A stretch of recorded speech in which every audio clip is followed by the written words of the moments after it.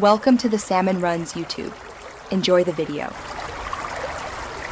In this video, I will explain how to connect to Supabase.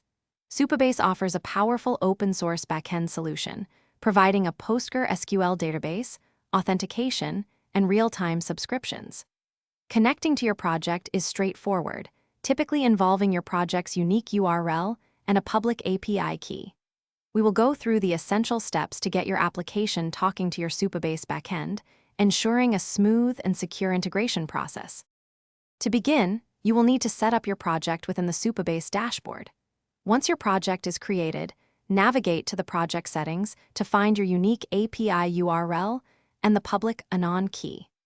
These two pieces of information are crucial for initializing your client-side application.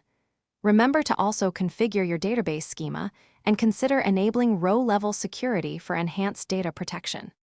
Connecting from your client application is straightforward using the official Supabase client libraries. For example, with JavaScript, you would import the library and initialize it with your project's URL and the public anon key. This setup allows you to perform various operations, such as fetching data from your tables, inserting new records, or managing user authentication, all with just a few lines of code. When connecting to Supabase, security is paramount. Always remember to never expose your service role key in client-side code.